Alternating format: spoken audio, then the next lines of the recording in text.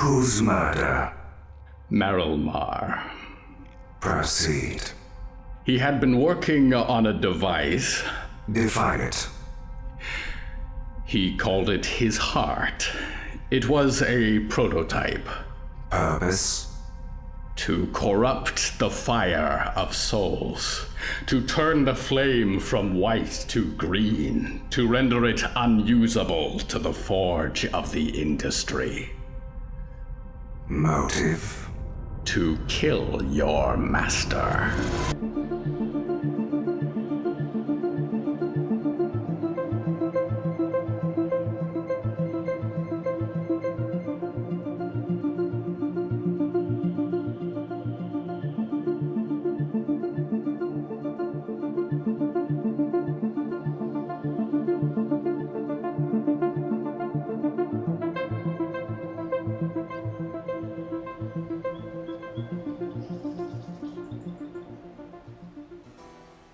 It's some cast of characters we've got here, Mr. Silver.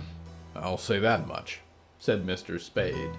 His cigar burned like a pilot light over the Black Sea. Buck stood beside him, pipe in hand. It was a habit that did not help his physique, but it calmed the rampant pace of his nerves. Mr. Spade seethed with some deeper heat that Buck could only guess at.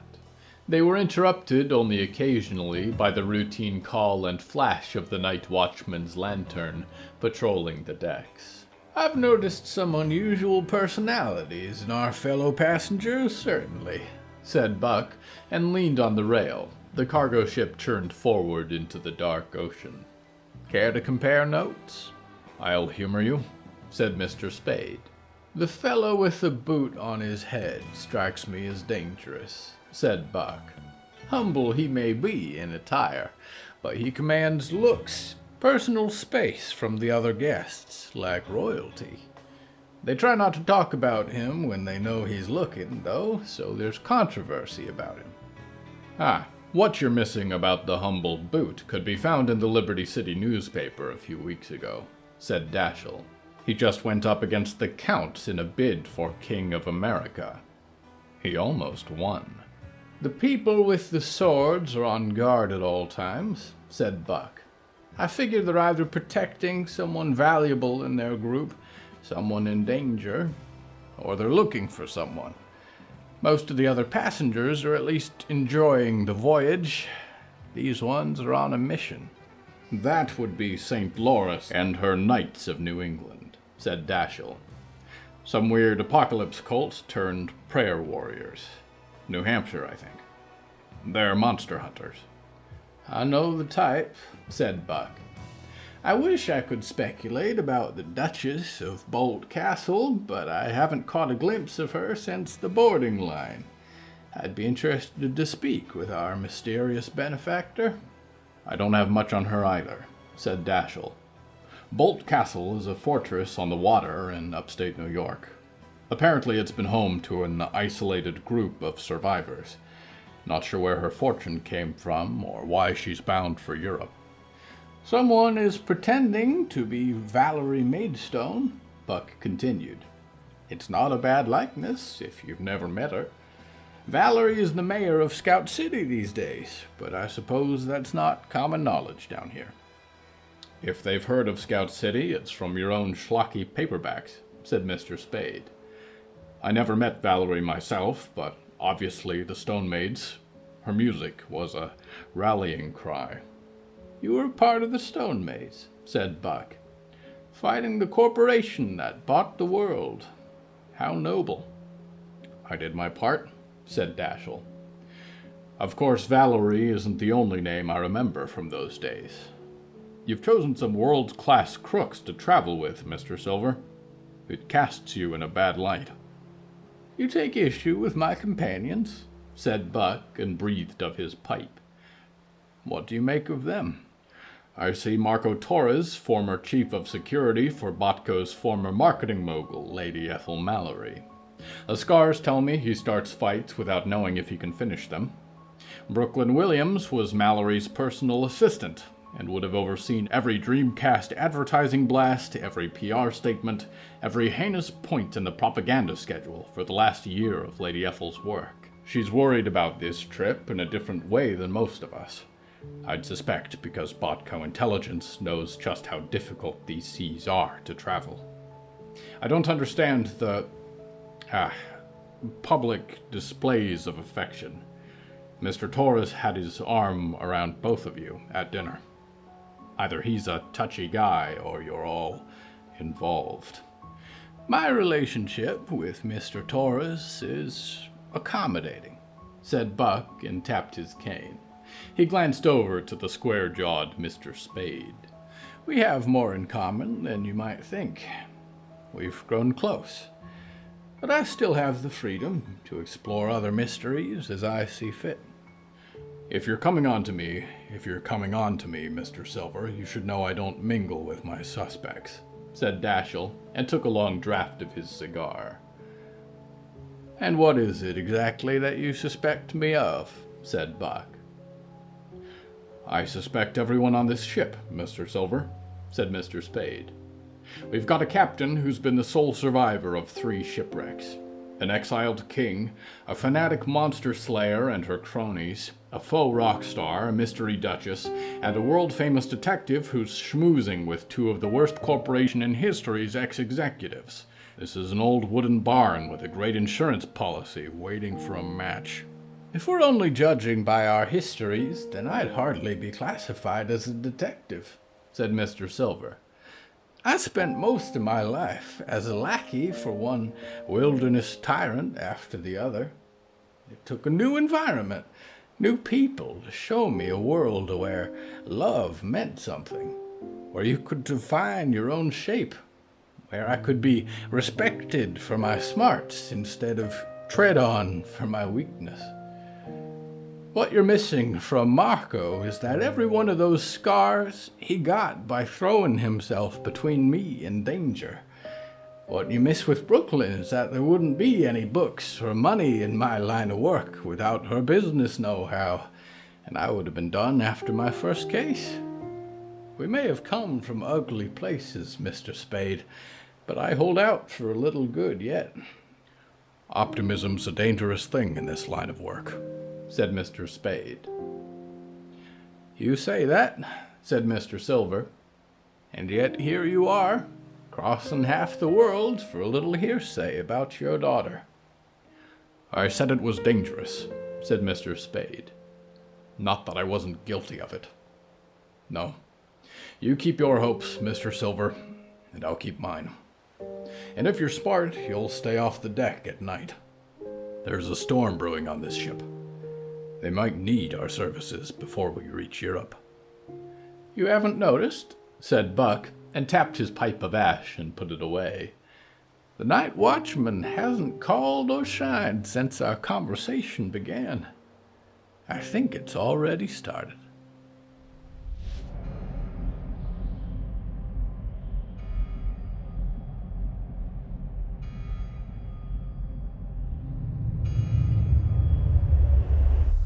The flashlight was dim, both to save precious battery life. Scout City batteries were hack jobs and rationed carefully like food and fabric and everything else important, and also dim so as to attract as little attention as possible as Clem followed Shelby through the woods towards the northern log fall. They did not stop by Big Mikey's Dogs, Books, Bones Emporium, although as they passed it there was a distant earth-shaking snore echoing from the giant's cabin. No, they were bound further north to the clearing where the rusted trap lay. It was bathed in moonlight, although Clem could recall in deadly flashes of dream the stark daylight and the rivers of crimson that had been shed here the week before. Her boots squelched in puddles fed by the black rain and vestigial gore. Would any trace of them survive, she wondered? Drops of blood and flesh mingling with the living growth of the forest, feeding memories to the roots beneath their feet. The forest had been rumored to speak in its younger days, and who knew whose voices it had stolen? If she buried herself in the undergrowth, she wondered, would they feast on her or reject her? Would she even decompose? Wait, Clem said, and held up Shelby before she began to march onward. Before we go to the log fall, there was a fourth man, Joshua Wicker. The first 3 died here, but he ran off that way. I want to see if anything was left. All right, Shelby said, pivoting around. Shelby's boots were heavy things, better suited for the muddy hike. Lead the way. The area had been drowned by the rains of the previous night, and so Clementine did not expect to find much in the way of a trail. And yet, as she rarely was, she was lucky. Glinting in the dim bulb of the light, there was a heavy boot print, industrial, non-slip. There were more tracks beneath it, mottled by the storms, where Joshua had run ahead, perhaps. And the trail led on, disappeared into a large puddle between the bulky outcrops of the roots, and resurfaced as a set of muddy prints caked on the farther root cluster, and continued. This way, said Clem, and crept on, following as intuitive a path as she could cut between the giant trees. The path of least resistance if you were running for your life from a serial killer with the face of a pig. A sudden left, a tempting right, a clear shot between 2 of the titanic pine boughs, and fresh, delicious red, almost paint-like, oozing through the mud beneath her boots. She turned the light up to a large root that trailed 10 feet up to a gnarled tree, black bark peeling to reveal a hideous red wood within. There were 3 creatures above, watching her. The first 2 reminded her of ravens, but they were as large as horses, and clutched sharp-taloned hands to their bloody chests, and their skulls were ringed with halos of little glinting red eyes. They were pressing their long, bloodied beaks to the 3rd creature, which was dead. A human, his scout post jacket tattered and stained, and with 2 halves of a scout post javelin rammed through his eye sockets to pin his corpse to the tree. His arms had been reduced to ribbons by the false ravens. The trash birds took off at the first glance of her flashlight, rising with a jarring tempest of noise into the night, and left only the half-eaten remains of Joshua Wicker. Clem, Shelby said. I see it, said Clem. What she saw was that Joshua had no shirt, and his chest had been carved with a symbol, the number 4 in jagged lines, and it had been written twice, one over the other. Because there were 4 deaths? Shelby offered. What does 4 mean? It's a music thing. Clem sighed. It sets the pace. And then the music starts. When you're on the hunt, don't get carried away. You'll be dreaming about a million future possibilities, trying to connect all your threads, but don't worry about all that yet. Just keep your head up and your eyes open. Take in everything that you can. Out there, it's the raw information, the gathering stage. There will be time to unpack it all later, and if you're busy worrying about your theories, you might miss something important. You might not notice until it's too late. The sheer scale of the log fall was too large to wrap her head around until they had retraced their steps to the bank that overlooked it, where Shelby had seen the pig the previous night.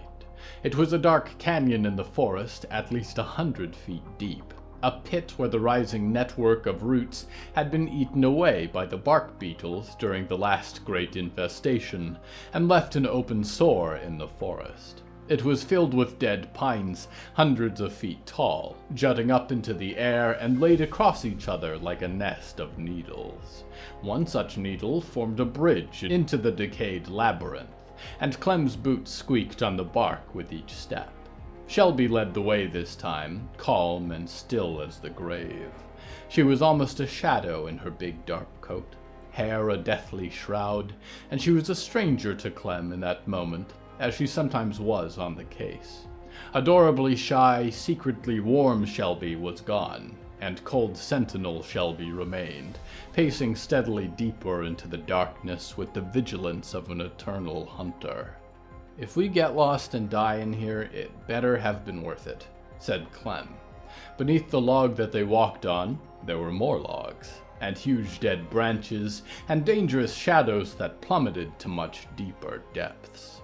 He went down this way, Shelby said, and paused where the first mighty trunk laid upon 2 deeper paths of twisted bark. Don't drop the light, or we'll have to wait until morning to climb out.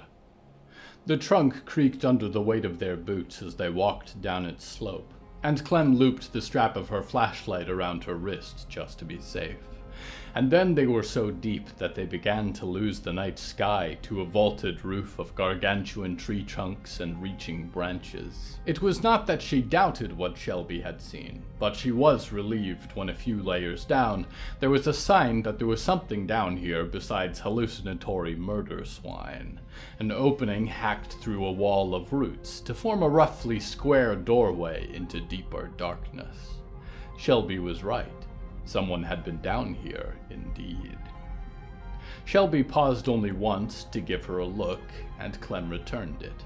It was something of a final note of appreciation in case things ended quickly and badly. And then it was, silently, through the door. He hides down here, Shelby said as they passed through the tunnel of roots. He needs a hole somewhere to return to. Remember, we're just here to scout things out, said Clem. Not to pick a fight. I know, said Shelby, but one of her hands was on the handle of her cleaver, and the other was on the holster that held Burns' crossbow, and so Clem was not sure she really knew at all. Hold up, Clem said, and knelt before they emerged from the tunnel through the roots, pulled up something glinting that had been caught amongst the twisted fingers of wood. It was a length of rusted cable. That's interesting. Shine the light ahead, Shelby said, as Clem pulled the cable free of the roots and looped it around her arm. She pointed the flashlight forward and illuminated the chamber ahead as best she could. A single withered trunk stretched into a dark cavern in the log fall, a bridge over a deep and shadowed ravine. At the end of the bridge there was a house, clinging precariously to the tangle of logs. It was made of haphazard brick, and orange light ebbed in the windows, and a rusted sign depicting a smiling cartoon pig, and the words "Shank's Deli Cuts" hung above the door. It seemed as though at any moment the house could tumble one way or the other, and plummet into the jagged abyss below. The hell is that? Said Clem. Wonder if he's home. Shelby touched her shoulder suddenly, and there was a steeled panic in her voice. They stood on the log bridge, the door behind them, the cursed meat house ahead, and nowhere else to run. He's not, Shelby said. I can hear him. Listen. He's coming down behind us.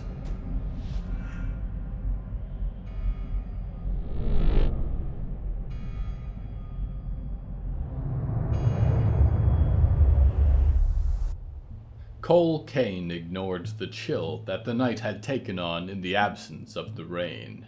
The spring had not yet relinquished all of winter's attitudes. He scraped the plaque from his teeth with the sharp little legs that sprouted from the sides of his centipede tongue.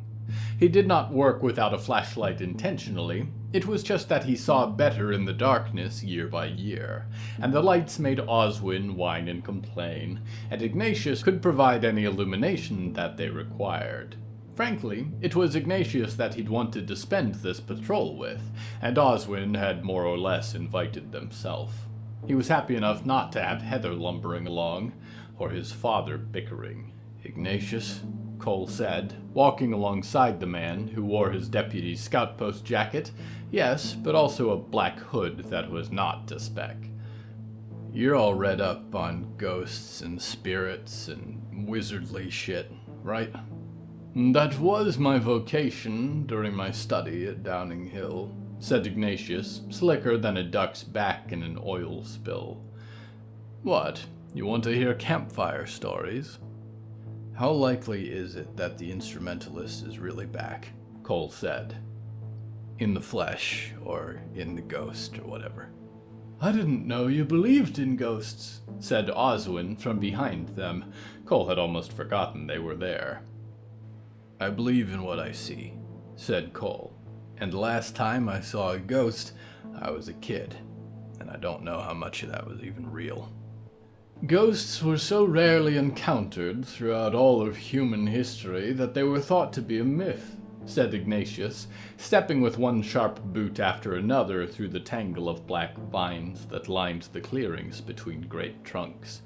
And then, all of a sudden, we seem to have entered the golden era.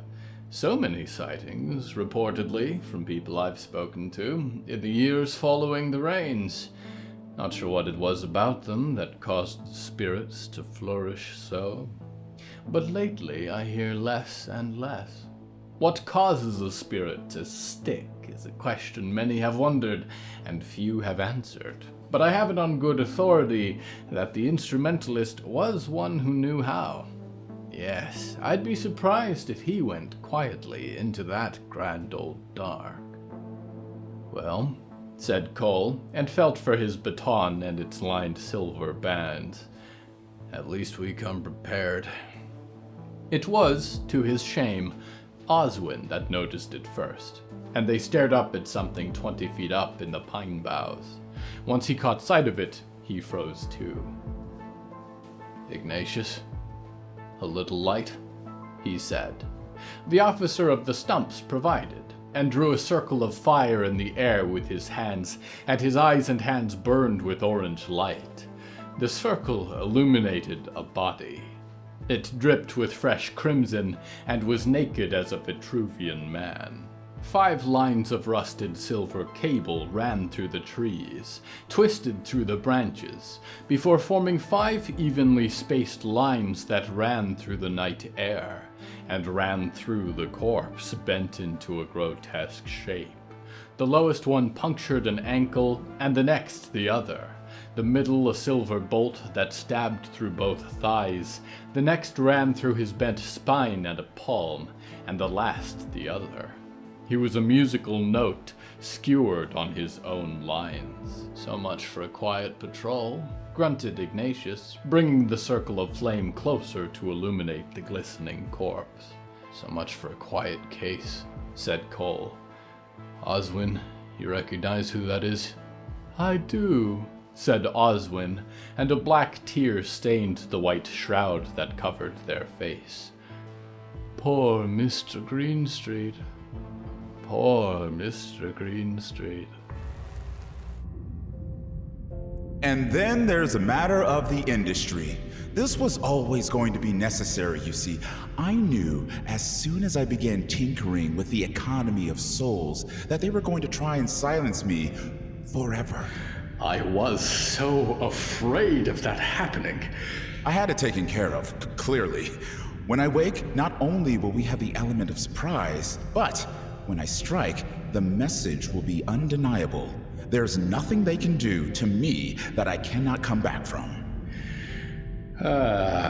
Some time to slumber has not dampened your goals for the industry, then. No. I am going to murder that old tyrant if it's the last thing I do.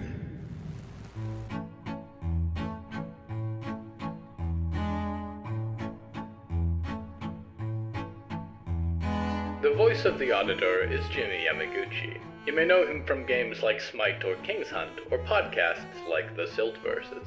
You can find him online at www.yamavoicethat.com or on social media at Jimmy Yamaguchi. The voice of Clementine Maidstone is Libby Wellman. They can be found at its.raining.sunlight on Instagram. The voice of Merylmar Reborn and Reborn is Evan Michael Lee. He can be found on social media at Evan Michael Lee. Hello from the Hallowoods is written and produced by William A. Wellman. Hello, that's me. If you enjoyed this show, please don't forget to follow it and share it with a friend. The bonus story that goes with this episode is called File 22, Mr. Greenstreet, and is available on the show's Patreon at patreon.com/Hallowoods. Because we operate without ads or sponsors, our supporters are all that keeps the show going. Plus, supporters get weekly bonus stories, access to our weekly Q&A live stream, behind-the-scenes content, exclusive merch, and even more. Merchandise and episode transcripts are available from hellofromthehallowoods.com. You can even find us on social media at the Hallowoods. Music is used under license from artlist.io. Until next time, dreamers, remember, there's no need for violence when a careful years-long plan to execute your revenge by earning their trust and working yourself into a position of power, and then sabotaging it all in one fell stroke will do.